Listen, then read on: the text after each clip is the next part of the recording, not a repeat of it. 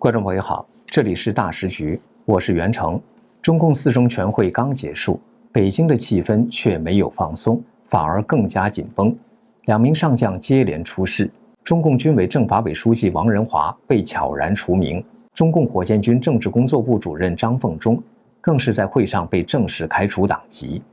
这不是例行反腐，而是权力版图的再度调整。被处理的几乎都是习近平亲手提拔、过去最倚重的人。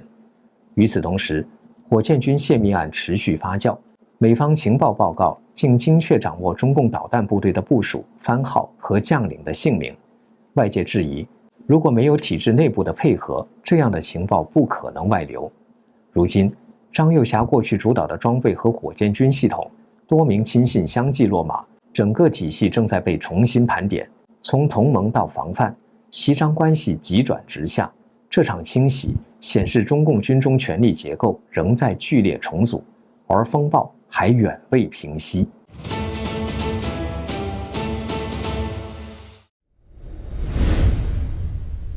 中共官媒新华社10月23号发布的四中全会公报，14名被开除党籍的中央委员和候补中央委员中，军方占了绝大多数。除了会前通报的前中共军委副主席何卫东、政治工作部主任苗华等9人外，还包括中共20届中央候补委员、火箭军政治工作部主任中将张凤忠。今年59岁的张凤忠，早年长期在2炮政工系统任职。2015年，中共党魁习近平军改成立火箭军后，他被调入火箭军系统，任火箭军53基地政治部主任。此后，跳转多个火箭军基地的政治委员职务。2022年，成为中共20届中央委员会候补委员。2023年，张凤忠正式升任火箭军政治工作部主任，成为习近平在这支战略军种中最重要的政治代表人物。张凤忠也是习破格提拔的典型例子。他在前火箭军政委王家胜的领导下获得快速晋升。王家胜是在2014年被习近平安插到火箭军的，并在2019年中共70周年阅兵式上挑选张凤忠率火箭军方队走过天安门广场，接受检阅，显示其受到习近平的青睐。这也表明张凤忠的崛起和习近平的军事布局密切相关。张凤忠的落马标志着军队整肃的刀锋再次指向了习近平。结合昨天我们报道的中共军委政法委书记王仁华被悄然除名的事件，显示继苗华、何卫东等人之后，习近平在军中系统中的将领正持续成为被整肃的对象。中共火箭军和军委政法系统的连环震荡，让外界再次聚焦一个核心问题：习近平和张又侠的关系为何会从20大的同盟走到如今的水火不容？2022年中共20大上，身为中央军委副主席的张又侠是习近平最倚重的红2代将领之一，也是替习近平3连任背书的军方关键人物。然而，短短2年之后，形势却急转直下，两人为何走到了这一步？前中共中央党校教授蔡霞认为，造成习当前困局的一个主要原因是习近平一个贯穿始终的行事逻辑，就是过河拆桥、卸磨杀驴。就是习近平在利用谁替他完成了某些任务后，接下来就会免去这个人的职务，并把这个人当成防范和清理的对象。他举的第一个例子是刘源。2013到2014年，习在军内缺少根基，刘源以总后政委的身份推翻了谷俊山、徐才厚、郭伯雄的多米诺骨牌，等于替习清出抓军权的入口。可是当军中老树连根被拔，权力格局重排之后，刘源反而被清出牌局，退场、脱军装、功成身退的叙事背后是被排除在新核心之外。第二个例子是王岐山。中共18大后，王主刀中纪委，对江西一绪大开杀戒，为习清账。但中共19大后，习近平立即就免去了王岐山中纪委书记的职务，并把清理的火力转向王的秘书以及旧部，简群编式办案一路推进，实际效果就是抽走了王在体制内的抓手，并掌握了王贪腐的证据。第三，就是在中共20大的会场上，把胡锦涛当场架走。要知道，胡锦涛可是在中共18大交班时裸退的，把党政军大权一并交给了习近平。这在中共党内可算是高风亮节中的高风亮节，最后却遭到习近平的冷待遇，令人唏嘘。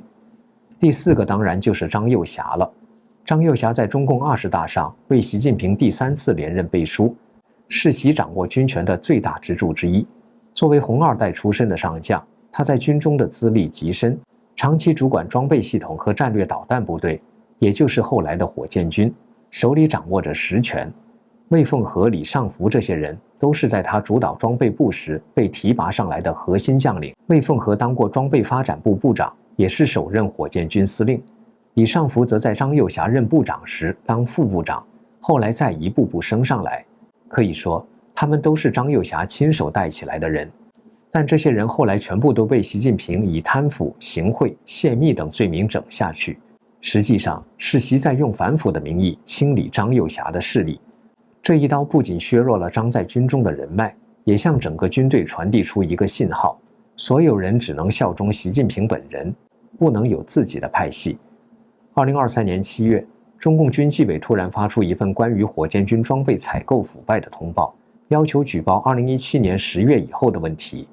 蔡霞分析说，这个时间点绝不是随便定的，因为张又侠正好在2017年9月结束他在军委装备发展部的任期，时间线定在10月以后，表面上好像是对张又侠网开一面，放他一马，实际上却是在他头上悬了一把随时能落下的剑。更关键的是，在李尚福的官方通报里，罕见地出现了行贿这样的罪名。在中共体制里，行贿几乎都是指向上级送礼行贿。那李尚福的上级是谁呢？正是当时主管装备系统的张又侠。这等于在官方说法里画出了一个清楚的箭头，火箭军和装备系统的腐败链条，最后都能指到张又侠身上。习近平其实是在警告他，只要你老老实实的，我就不动你。可要有一点风吹草动，我随时能查你。蔡霞说，这让张又侠心里非常郁闷，但形势很快就有了变化。2024年3中全会前后，习近平突然中风，权力一度松动。张又侠趁势联合红2代和部分党内元老，在军中重新拿回主动权。在那以后，整肃的方向开始反转，火箭军的政工系统、军委政法委等习派将领相继被清理，反复的对象从张系变成了习系。蔡霞认为，这正是习近平过河拆桥的报应。他过去用反腐清别人，现在别人也用同样的方式给他剪裙边。接下来插入一段工商时间，我们很多人为了保护牙齿，天天刷牙2、3次，可是眼睛的保养更加重要，因为牙掉了还能植牙补救，视力真伤了就麻烦了。从早到晚盯屏6到8个小时，感觉干涩、酸胀、背光、眼压紧绷，您是不是也这样？我劝大家，眼睛越早护理越好，越省心。推荐给大家一个小东西，一个非常好用的冷敷眼贴，贴上去大概3分钟，我就明显感觉眼睛放松下来了。这个眼贴里面有3种植物萃取成分，贴上去清清凉凉的，可以帮你缓解蓝光带来的压力，维持泪膜滋润。有86%的人反馈使用后更放松、更滋润。那么怎么用更到位呢？如果你是日常保养，可以每周2到3次给眼睛做个小 SPA。如果眼睛已经明显干涩，或者最近用眼很多，可以增加使用频率。白天用2到4片，分时短贴，晚上6片，连贴6到8个小时，睡一觉。这个眼贴在工作、睡觉时都可以用。我的很多同事就是直接贴着工作，一开始会流泪，试用后就可以了。用完撕下来，不扯皮也不花妆，每天不到半杯咖啡的钱，就能给眼睛一份长期守护。需要的朋友就点击下面的链接，输入我们的优惠码，还可以享受95折优惠。为什么每当权力易手，一方就能迅速清除对方的人马？因为在中共的体制里，腐败是普遍存在的现象，没有哪一个官员，哪怕是最基层的村干部，能真正干净。谁被查，谁不被查，往往不是因为谁贪得多，而是因为谁在政治上成了麻烦。当权力斗争升温，反腐就成了最方便、最有效的清除异己的手段。这从近日大陆自媒体人整理出的有关火箭军泄密案的细节中就可见一斑。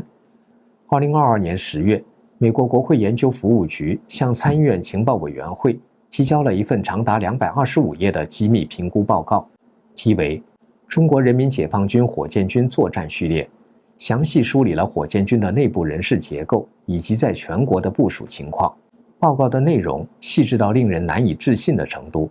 其中不仅对中共火箭军的组织结构、高层的指挥系统，甚至到后勤的产品基地都进行了详尽的披露。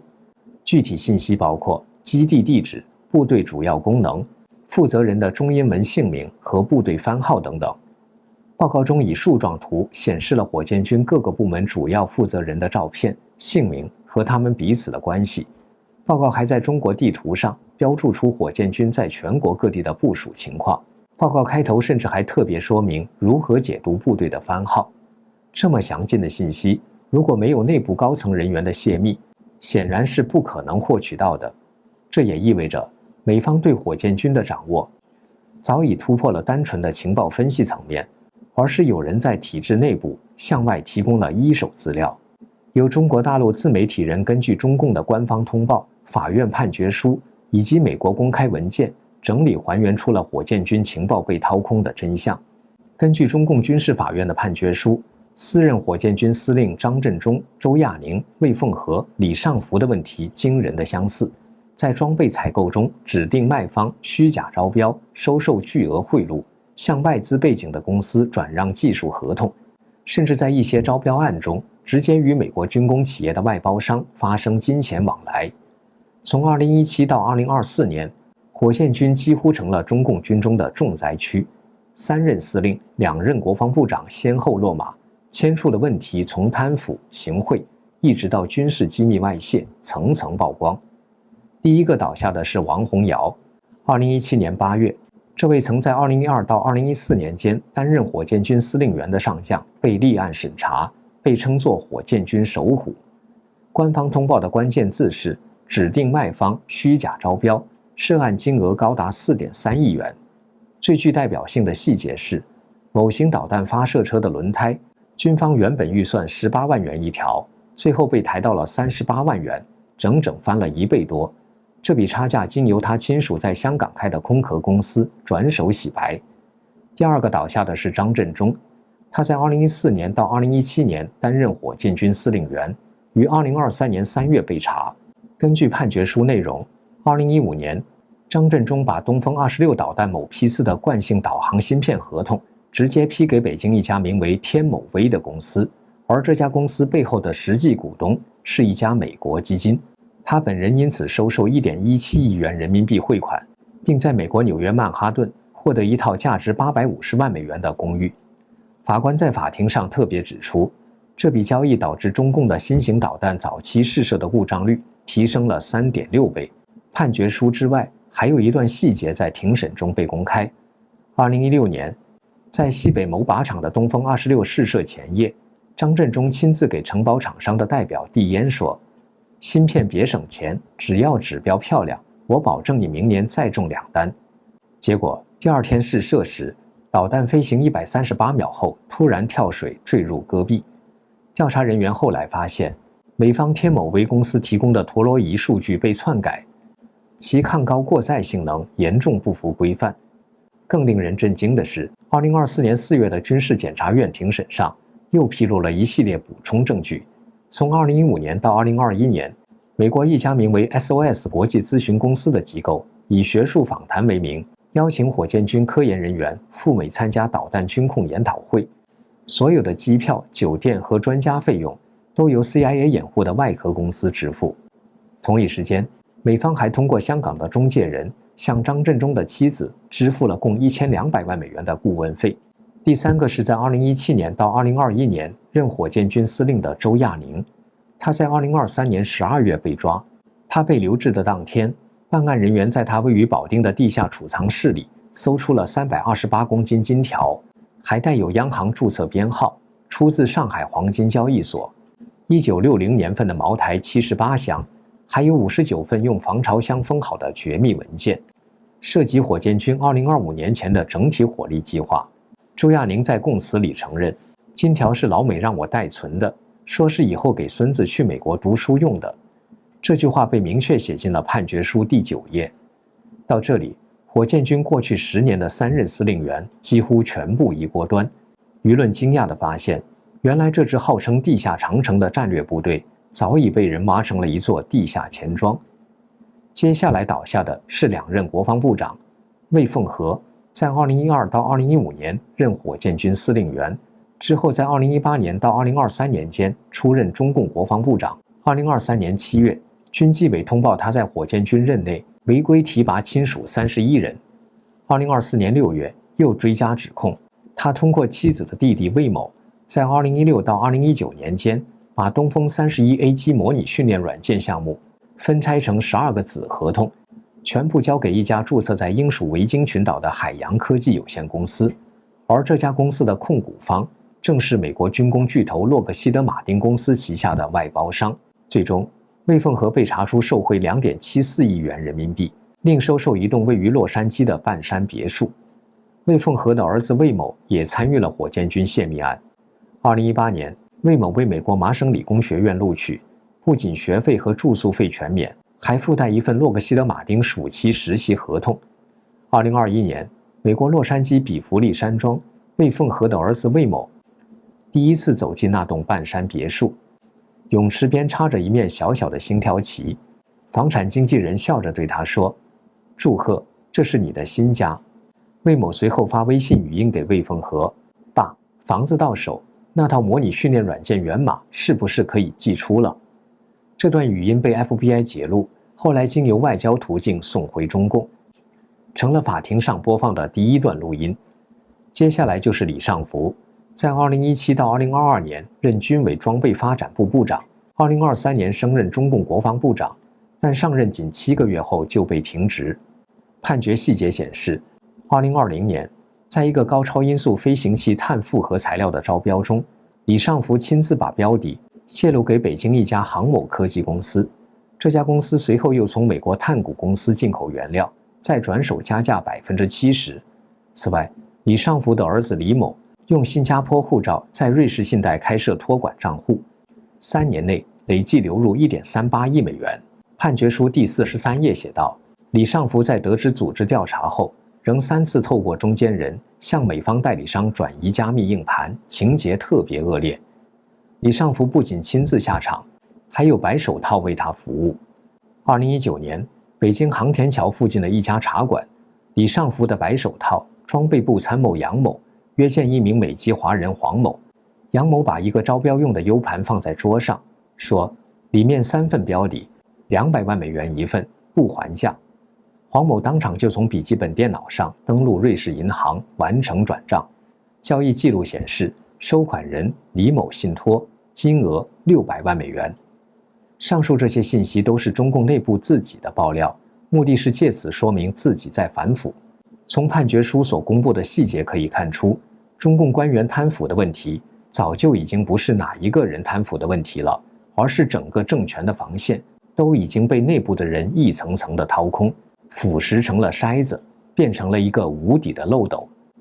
前美国之音记者陈小平在 X 上贴文说，有一位曾经在中共高层工作过的朋友，后来去了新加坡东亚研究所，他在那里写下自己的亲身经历，提到李鹏家族的人如何出卖中国的利益。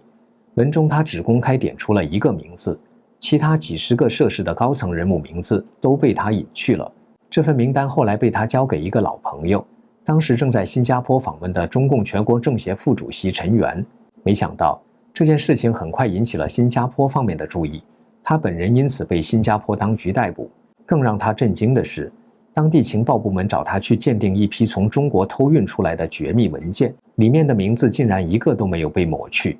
他才惊觉，原来中共高层有那么多人在暗中出卖国家情报。从火箭军泄密到高层内斗，这一连串事件揭开的不仅是权力斗争的残酷，更是整个体制的溃烂。当权力成为交换的筹码，忠诚变成自保的手段，所谓国家机密早已不再神圣，最终被出卖的不只是情报，而是整个国家的未来。这里是大时局，感谢您的陪伴与思考，请订阅、分享并打开小铃铛，一起在动荡中坚守真相，在黑暗中点燃希望。